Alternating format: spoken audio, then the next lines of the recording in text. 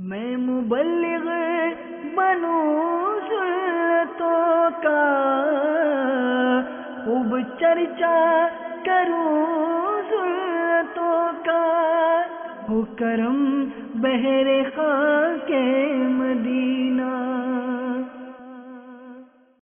سیدی اعلیٰ حضرت علی رحمت رب العزت 1272 سن ہجری 1856 سن عیسوی میں ہند کے شہر بریلی میں پیدا ہوئے۔ 4 سال کی عمر میں آپ نے ناظرہ قرآن پاک پڑھ لیا تھا۔ 8 سال کی عمر میں آپ نے پہلی کتاب لکھی۔ 23 سال کی عمر میں پہلا حج کیا اور آقا کی بارگاہ میں مدینے حاضر ہوئے۔ 12 سال کی عمر میں مدینہ منورہ زادہ اللہ شرفا و تعظیما اور مکہ مکرمہ زادہ اللہ شرفا و تعظیما میں آپ کے علم و فضل کی دھومیں مچ گئی تھیں۔ ساری دنیا میں عرب کے عالموں کی دھومیں، مگر عرب کے علماء میرے آقا اعلیٰ حضرت کی مدح سرائی کرتے ہیں۔ امام اہل سنت، مجدد دین و ملت، باعث خیر و برکت، عاشق ماہ نبوت، شاہ الحاج القاری المفتی احمد رضا خان علی رحمت الرحمن کے عرس کی تاریخ 25 صفر المظفر اور ہند کے ٹائم کے مطابق میرے آقا اعلی حضرت نے 2:38 پر دنیا سے پردہ فرمایا۔ اللہ والے دنیا سے کس شان کے ساتھ جاتے ہیں؟ جب دنیا سے آپ نے پردہ فرمایا تو بارگاہ رسالت میں آپ کا انتظار ہو رہا تھا۔ میرے آقا سیدی اعلی حضرت رضی اللہ تعالی عنہ نے بہت سی وصیتیں آخری دنوں میں فرمائی۔ مثلا یہ وصیت فرمائی، پیارے بھائیو، لا ادری ما بقائی فیکم، مجھے نہیں معلوم میں کتنے دن تمہارے اندر اور ٹھہروں۔ 3 وقت ہوتے ہیں، بچپن، جوانی، بڑھاپا۔ بچپن گیا، جوانی آئی، جوانی گئی، بڑھاپا آیا، اب کون سا چوتھا وقت آنے والا ہے جس کا انتظار کیا جائے؟ ایک موت ہی باقی ہے۔ اللہ قادر ہے ایسی ہزاروں مجلسیں عطا فرمائے، آپ سب ہوں، میں ہوں اور آپ لوگوں کو سناتا رہوں، مگر بظاہر اب اس کی امید نہیں۔ اب سنیے اعلیٰ حضرت کس بات کو بہت اہمیت دیتے ہیں۔ اللہ اکبر، ایمان کی کتنی فکر ہے، اندازہ لگائیے۔ اس وقت میں 2 وصیتیں آپ لوگوں کو کرنا چاہتا ہوں۔ ایک تو اللہ و رسول جل جلالہ و صلی اللہ تعالی علیہ وسلم کی، دوسری خود میری۔ 2 وصیتیں، ایک اللہ رسول کی طرف سے، ایک میری طرف سے۔ تم مصطفیٰ کریم صلی اللہ علیہ وسلم کی بھولی بھیڑیں ہو، بھیڑیے تمہارے چاروں طرف ہیں، یہ چاہتے تمہیں بہکا دیں، تمہیں فتنے میں ڈال دیں، تمہیں اپنے ساتھ جہنم میں لے جائیں، ان سے بچو، دور بھاگو۔ یہ سب بھیڑیے ہیں، تمہارے ایمان کی طاق میں ہیں، ان کے حملوں سے اپنا ایمان بچاؤ۔ مزید فرمایا، حضور اقدس صلی اللہ تعالی علیہ وسلم رب العزت جل جلالہ کے نور ہیں۔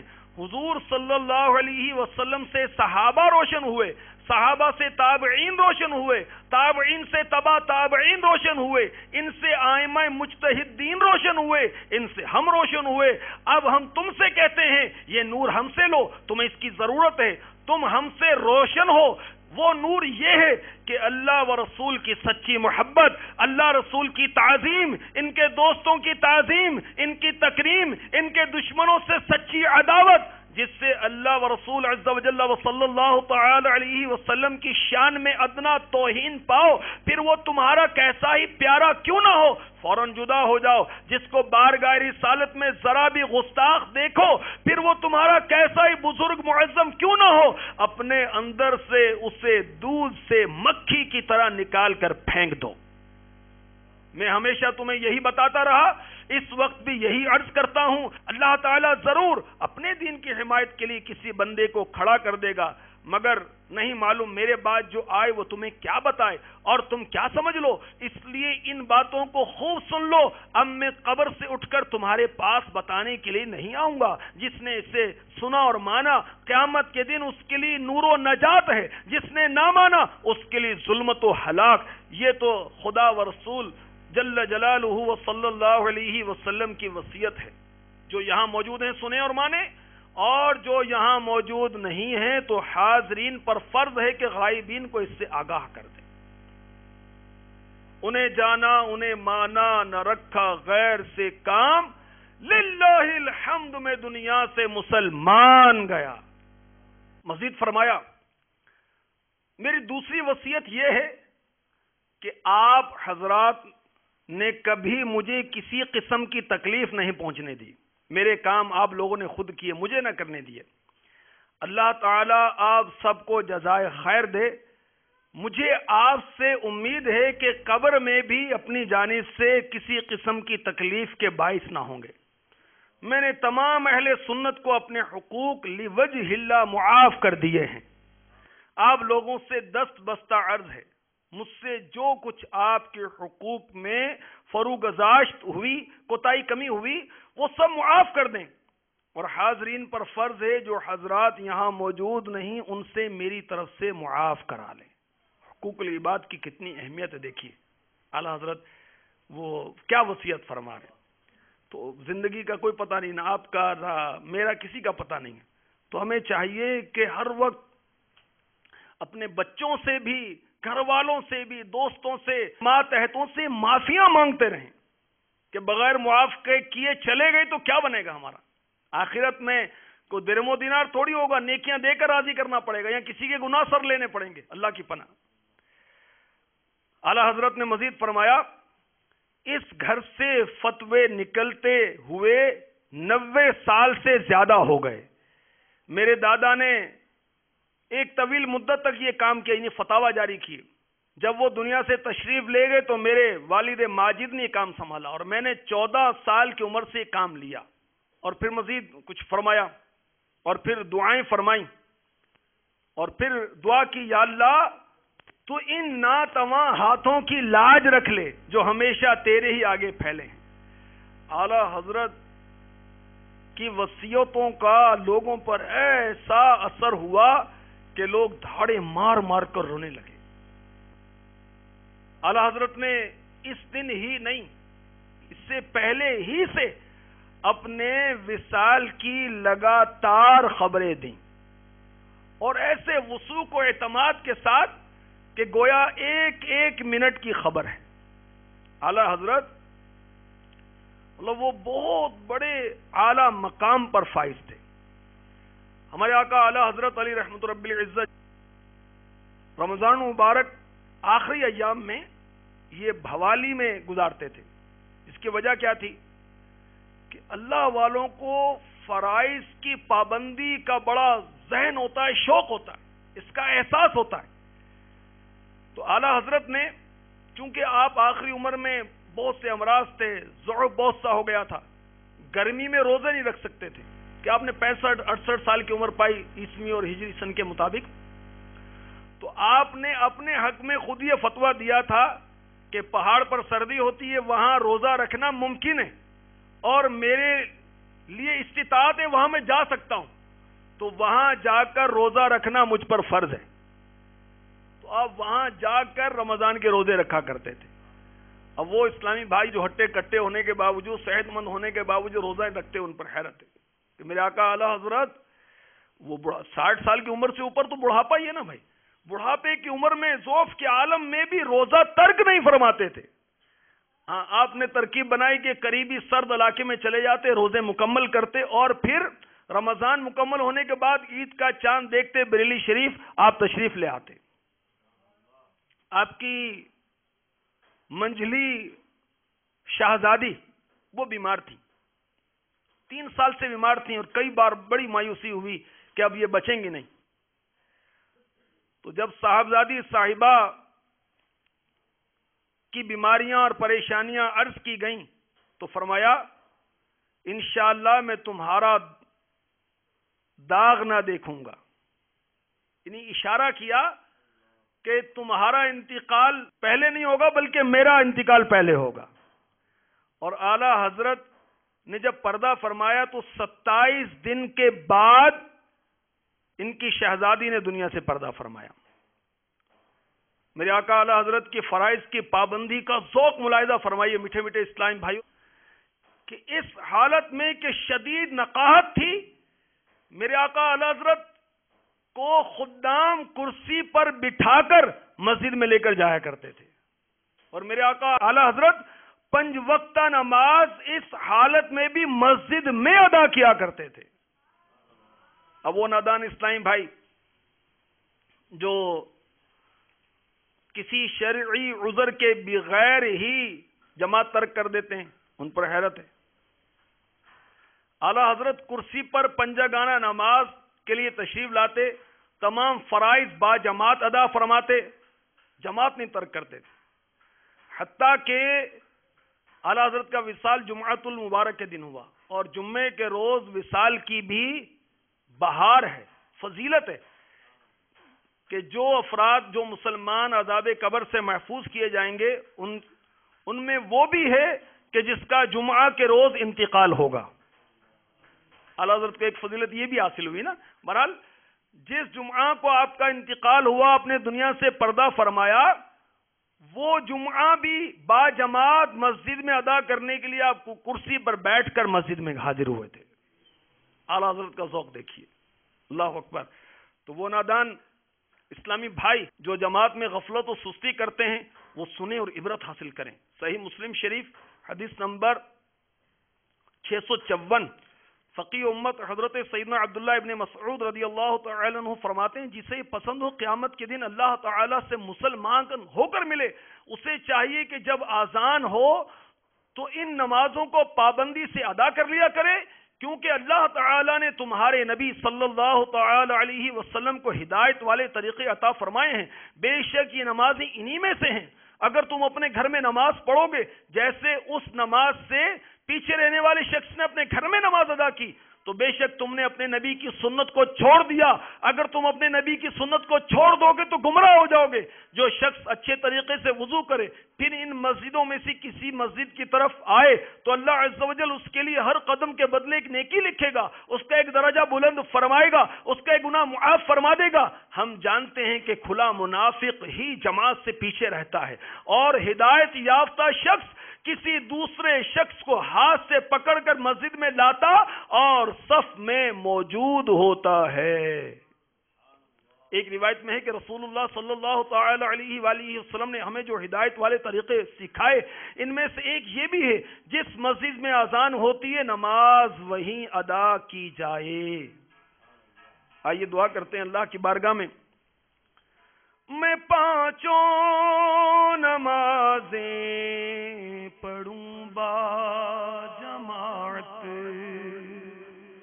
ہو توفیق ایسی عطا یا الہی، ہو توفیق ایسی عطا یا الہی، آمین۔ تو آئیے اس سے اعلیٰ حضرت پر عہد کرتے ہیں کہ انشاءاللہ اب ہر نماز جماعت کے ساتھ ادا کرنے کی کوشش کریں گے، سنت قبلیہ بھی ادا کریں گے وقت پر ہی۔ ظہر کے 4 فرائض سے پہلے 4 سنتیں، یہ سنت قبلیاں ہیں، ان کا صحیح وقت کون سا ہے؟ قبل پڑھنا نا، بعد میں نہیں، پہلے پڑھنی ہے، ٹھیک ہے بھائی، پہلے نہیں پڑھی تو بعد میں پڑھنی ہے، مگر ان کا حقیقی وقت کیا ہے؟ یہ سنت قبلیاں ہیں، بعدیاں نہیں ہیں، ٹھیک ہے، اللہ ہمیں نصیب فرمائے۔ اعلیٰ حضرت کے وصال شریف سے 2 دن قبل، یعنی بدھ کے روز، وہ بڑی شدت سے کپکپی تاریخ ہوئی آپ کو نا، تو ایک حکیم صاحب لائے گئے، انہوں نے نبض دیکھی تو ان کو نبض نہیں مل رہی تھی، بڑے گھبرائے پریشان ہوئے اور کہا کہ ضعف کے سبب نبض نہیں ملتی۔ اعلیٰ حضرت نے فرمایا آج کیا دن ہے؟ عرض کیا حضور بدھ ہے؟ فرمایا جمعہ پرسوں ہے۔ یہ فرما کر دیر تک حسبنا اللہ و نعم الوکیل پڑھتے رہے۔ اللہ والوں کی کیا شان ہوتی؟ گھر والوں میں سے کسی نے رات کو آپ کی خدمت کے لیے جاگنا چاہا، جمعرات کو، کہ وہ ضرورت ہوگی تو ہم حاضر کر دیں گے، تو اعلیٰ حضرت نے منع فرمایا۔ جب اصرار کیا تو ارشاد فرمایا یہ وہ رات نہیں ہے، انشاءاللہ یہ وہ رات نہیں ہے جس کا تمہارا خیال ہے، تم سب آرام سے سو جاؤ۔ جس روز اعلیٰ حضرت نے وصال فرمایا، دیکھیں کیسے با کمال وصال ہے، خود ہی ارشاد فرما رہے ہیں، منٹ منٹ کی خبر دے رہے ہیں۔ وصال کے روز فرمایا پہلے جمعہ میں کرسی پر جانا ہوا، آج چارپائی پر جاؤں گا، میری وجہ سے نماز جمعہ میں تاخیر نہ کرنا۔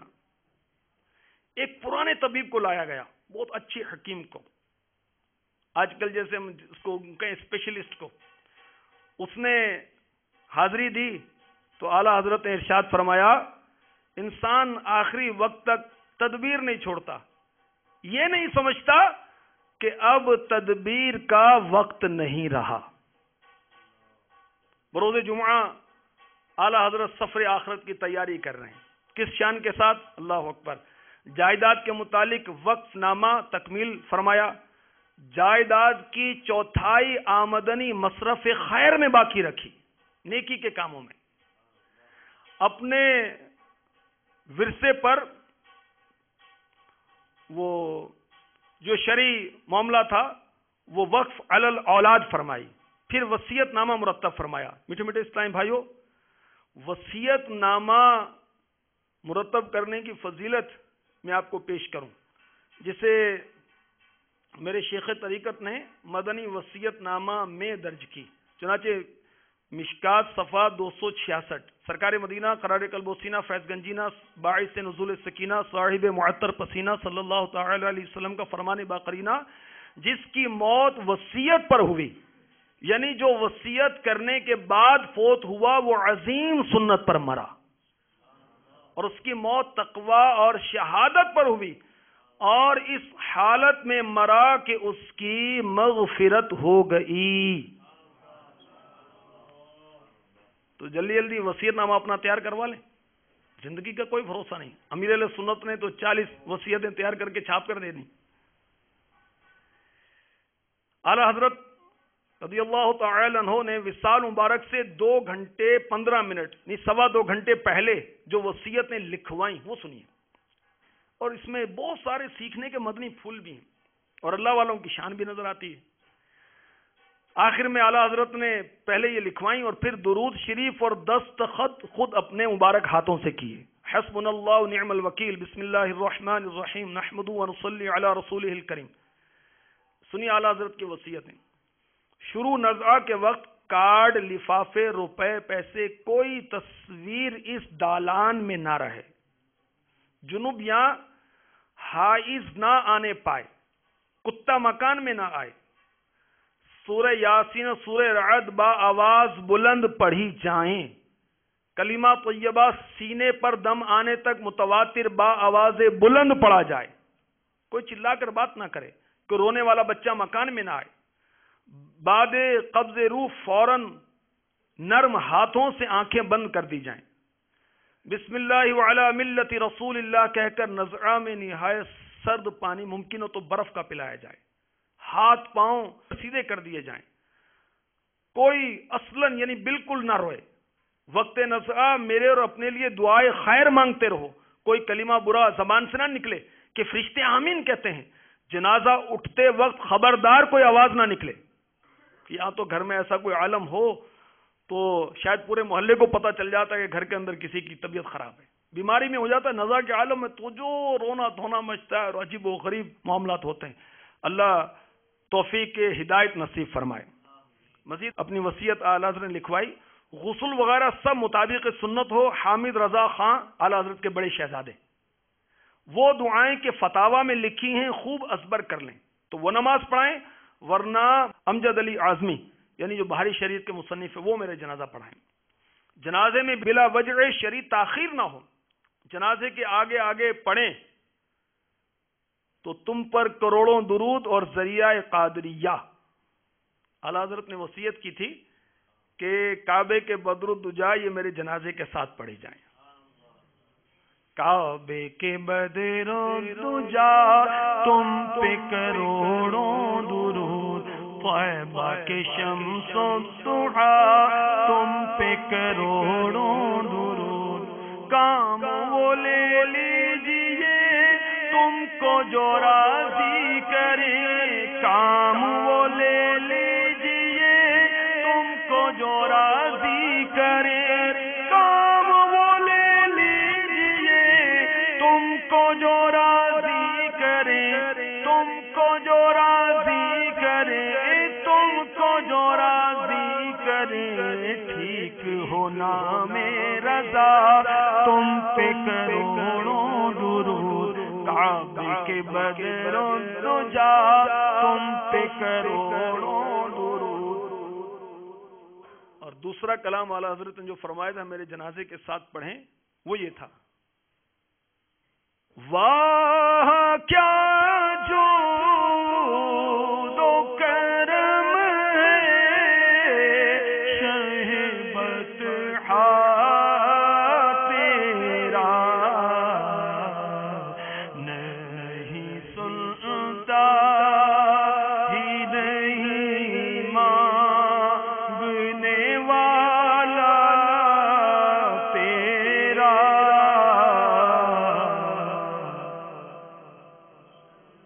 سبحان اللہ. اب جنازہ لے کر جا رہے ہیں تو آج کل وہ کیا ہوتا ہے، زور سے کہتے ہیں کلمہ شہادت، پڑھتا کوئی بھی نہیں. لگتا ہے کہ یاد ہی نہیں ہوتا بیچاروں کو. کلمہ شہادت یاد ہو تو پڑھیں، بس یہی نعرے لگاتے کلمہ شہادت کلمہ پڑھو بھی سے اللہ کے بندو.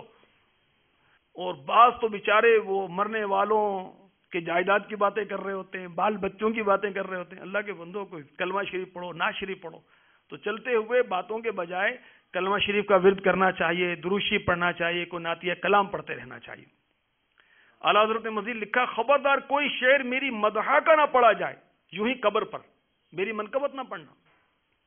قبر میں بہت آہستگی سے اتاریں، دہنی کروٹ پر وہی دعا پڑھ کر لٹائیں، پیچھے نرم مٹی کا پشتارا بنا دیں. میت کو قبر میں کس طرح لٹایا جاتا ہے؟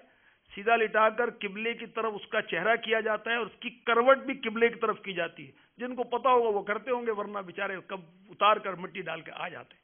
اور پیچھے اس کے نا نرم مٹی کا پشتارا لگایا جاتا ہے، ٹیک لگائی جاتی ہے. جب تک قبر تیار ہو سبحان اللہ والحمد للہ ولا الہ الا اللہ اللہ اکبر وغیرہ پڑھتے رہیں. اور دعا بھی لکھی اعلیٰ حضرت نے کہ یہ دعا کرتے رہیں: یا اللہ اس بندے کو وہ قول ثابت پر ثابت قدم فرما. اناج قبر پر نہ لے جائیں، یہیں تقسیم کر دیں، وہاں بہت غل ہوتا ہے اور قبروں کی بے حرمتی ہوتی ہے.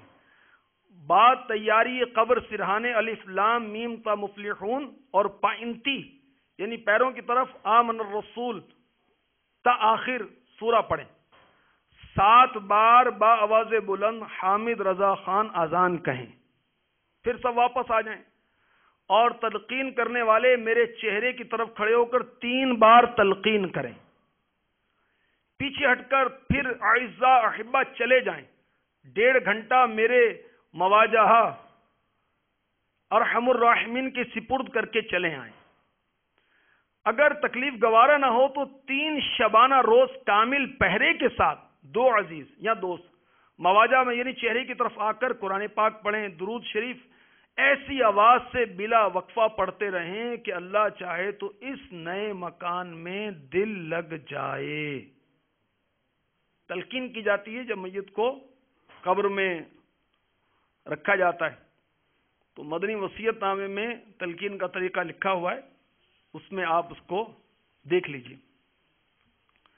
اعلیٰ حضرت نے مزید وصیت فرمائی: کفن پر کوئی دوشالہ یا قیمتی چیز یا شامیانہ نہ ہو، کوئی بات خلاف سنت نہ ہو.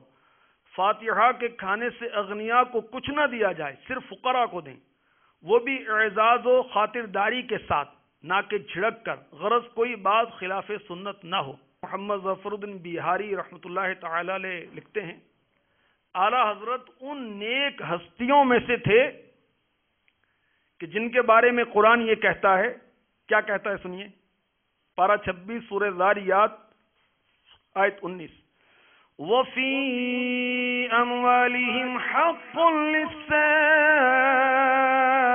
وَالْمَحْرُومِ، اور ان کے مالوں میں حق تھا منگتا اور بے نصیب کا. تفسیر خزائن العرفان.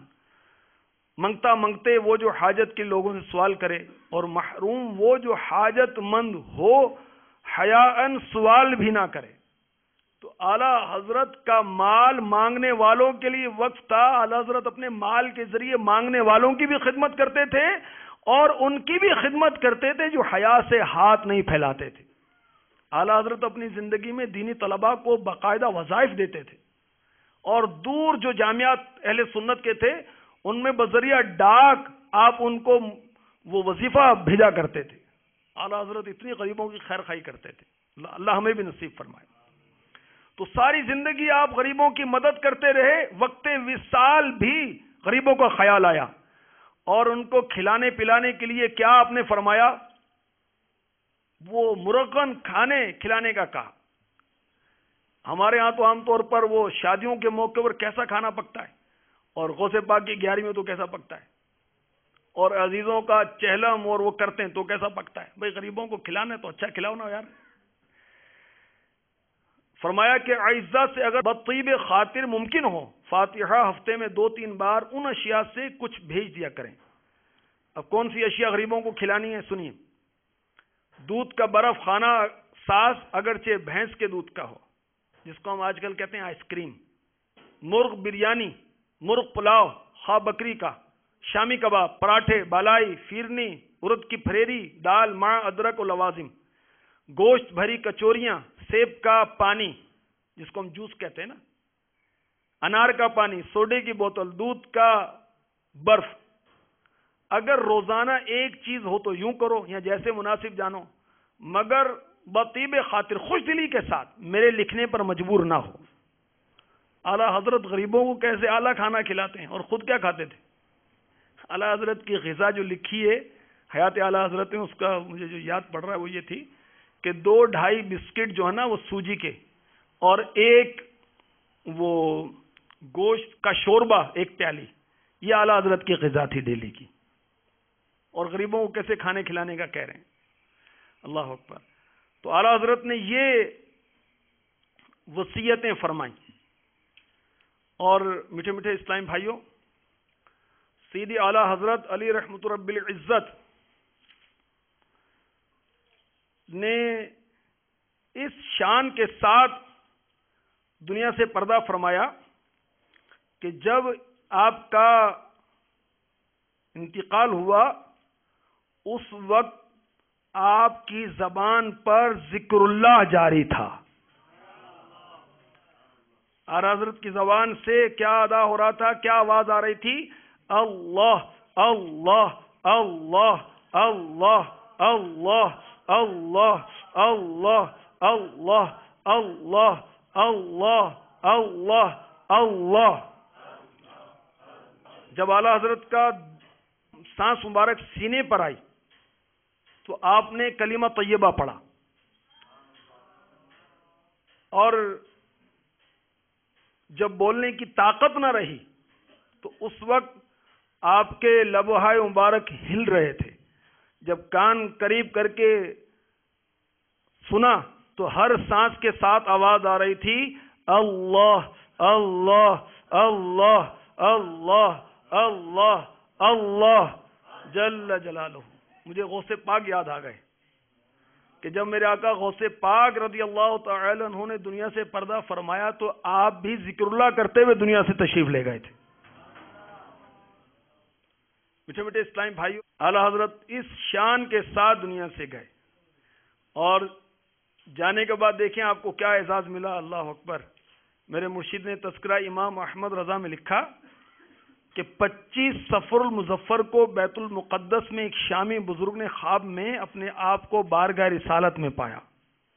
کیا دیکھتے ہیں کہ صحابہ کرام ہیں، اولیاء عظام ہیں، اور آقا کی بارگاہ میں حاضر ہیں، اور ایک سکوت اور خاموشی طاری ہے، اور معلوم ہوتا ہے کسی آنے والے کا انتظار ہے۔ وہ شامی بزرگ بارگاہ رسالت میں عرض کرتے ہیں، حضور میرے ماں باپ آپ پر قربان، کسی کا انتظار ہے۔ فرمایا ہمیں احمد رضا کا انتظار ہے۔ سبحان اللہ۔ وہ شامی بزرگ عرض کرتے ہیں، حضور احمد رضا کون ہے؟ میرے آقا علیہ الصلوۃ والسلام نے خواب میں ہی ارشاد فرمایا، ہندوستان میں بریلی کے باشندے ہیں۔ یہ شامی بزرگ بیدار ہوئے، اب کیسا عاشق رسول کے میرے آقا اس کا انتظار فرما رہے ہیں، اس کی زیارت کرنی چاہیے۔ تو احمد رضا کی تلاش میں ہند کی طرف چل دیے۔ بریلی پہنچے تو معلوم ہوا کہ 25 صفر کو اعلیٰ حضرت وصال کر چکے ہیں۔ اسی دن جس دن پیارے آقا علیہ الصلوۃ والسلام نے خواب میں یہ فرمایا تھا کہ ہمیں احمد رضا ہندی کا انتظار ہے. سبحان اللہ، کیا شان ہے ہمارے آقا اعلی حضرت کی. یا الہی جب رضا خواب گیرا سے سر اٹھائے، یا الہی جب گدا خواب گیرا سے سر اٹھائے، دولت بیدار عشق مصطفیٰ کا ساتھ ہو. اللہ جب پڑے مشکل شہ مشکل کوشا کا. آمین بجاہ النبی الامین. وہ اسلامی بھائی کتنے خوش نصیب ہیں کہ جنہوں نے کسی جامع شرائط پیر کے ذریعے اعلی حضرت کا دامن تھام لیا ہے، اور اعلی حضرت کے ذریعے غوث پاک کا دامن تھام لیا ہے. اعلی حضرت کی بارگاہ رسالت میں کتنی قبولیت ہے، ابھی آپ نے سنا. مزید سنیے. حیدرآباد باب الاسلام سندھ کے ایک اسلامی بھائی کا بیان ہے کہ 1990 کی بات ہے، بد عقیدگی نے ہمارے خاندان میں اپنے پنجے گاڑ رکھے تھے. میں بھی تذبذب کا شکار تھا، کنفیوز تھا، کون سیدھے راستے پر ہے، پریشان تھا. اسی پریشانی کے عالم میں دعا کی، یا اللہ عز و جل مجھے صحیح عقیدے اپنانے کی توفیق عطا فرما. سو گیا. سر کی آنکھیں بند ہوئی، دل کی آنکھیں کھل گئیں. شہد سے میٹھے میٹھے آقا مکی مدنی مصطفیٰ ہاشمی مولا صلی اللہ تعالی علیہ وسلم کا دیدار نصیب ہو گیا. آقا کے ساتھ دو نورانی چہرے والے تھے. ان میں سے ایک کی طرف یاشی کے رسول کہتے ہیں، ایک کی طرف اشارہ کر کے مجھے فرمایا یہ احمد رضا ہیں، ان کے مسلک کو اپنا لو. اور دوسری ہستی کی طرف اشارہ کیا، یہ الیاس قادری ہیں، ان سے مرید ہو جاؤ. یہ اسلامی میں کہتے ہیں میں جاگا تو مجھے بہت خوشی ہوئی، ایسی خوشی کہ پھولے نہ سمائے. سبحان اللہ. الحمدللہ عز و جل. اسی دن سے میں نے اعلی حضرت کا دامن مضبوطی سے تھام لیا اور امیر اہل سنت سے بیعت ہو کر عطاری بن گیا. اب بہاریں دیکھیے، عقائد کی درستی ہوئی، اعمال کی درستی ہوئی. اب دیکھیے مدنی ماحول کی برکتیں. یہ کہتے ہیں کہ آج میرا پورا خاندان سنی ہو چکا ہے، اور ہمارے گھر میں اسلامی بہنوں کا مدرسۃ المدینہ بالغات بھی لگتا ہے. سبحان اللہ. دیکھا اعلی حضرت کی برکتیں کیسی حاصل ہوئی، امیر اہل سنت کی برکتیں کیسے حاصل ہوئی. سبحان اللہ. کاش امام اہل سنت اور امیر اہل سنت کا دامن ایسا ہاتھ میں رہے کہ نہ نزا میں، نہ قبر میں، نہ حشر میں کہیں بھی نہ چھٹے. اللہ تبارک و تعالی ہمیں دعوت اسلامی کے مدنی ماحول میں استقامت عطا فرمائے. اعلی حضرت کی برکتوں سے ہمیں مالا مال فرمائے. یا رب رے حدائق بخشش. حدائق بخشش اعلی حضرت کا وہ مجموعہ کلام ہے نا، دیوان نعتیہ دیوان. حدائق بخشش بخشش کے باغات. امیر اہل سنت اس کے وسیلے سے دعا کر رہے ہیں، ہم بھی دعا میں شامل ہو جاتے ہیں پیر صاحب کے ساتھ. یا رب رے حدائق بخشش بخش عطاری کو بلا پرسش، بخش عطاری کو بلا پرسش، بخش بدکاری کو بلا پرسش. خلد میں کہتا کہتا جائے گا، مچائے گا، وہاں کیا بات اعلی حضرت کی، وہاں کیا بات اعلی حضرت کی، وہاں کیا بات اعلی حضرت۔ اب اس عرس اعلی حضرت کے موقع پر اسلامی بھائی نیت کر لیں انشاءاللہ اب ہم پانچوں نمازیں جماعت کے ساتھ تکبیر اولیٰ کے ساتھ پہلی صف میں ادا کرنے کی سعادت حاصل کریں گے۔ عرس اعلی حضرت کے موقع پر اعلی حضرت کی بارگاہ میں درس دینے کا تحفہ پیش کر دیجیے۔ بارگاہ اعلی حضرت سے انشاءاللہ وہ تحفہ عنایت ہوگا کہ دنیا آخرت سنور جائے گی۔ نیکی کی دعوت کا عزم کریں، اجتماع میں شرکت کی نیت کریں، شرعی پردے کی نیت کریں۔ اعلی حضرت کتنا غریبوں کو نوازتے تھے، کیسی مدد کرتے تھے، دنیا سے تشریف لے جاتے ہوئے بھی غریبوں کو کھلانے پلانے کی وصیت کی۔ تو اسلامی بھائی نیت کریں کچھ نہ کچھ اللہ کی راہ میں خرچ کرنے کا ذہن بنائے۔ سبحان اللہ، لنگر رسائل کیجئے، لنگر کا لنگر، نیکی کی دعوت کی نیکی کی دعوت، سبحان اللہ، رسائل تقسیم کیجئے، غریبوں مسکینوں کا خیال کیجئے، جامعات میں کھانا بھیجئے، جامعات کے طلباء اور مدرسین وغیرہ کی خدمت کیجئے تنظیمی طریقہ کار کے مطابق۔ اس موقع پر اور بھی اچھی اچھی نیتیں کریں، اللہ تعالی ہماری دنیا آخرت بہتر فرمائے، آمین بجاہ النبی الامین صلی اللہ تعالی علیہ وسلم۔ صلو علی الحبیب صلی اللہ تعالی علی محمد۔ میں مبلغ بنوں سنتوں کا، خوب چرچا کروں سنتوں کا، ہو کرم بہر خاک مدینہ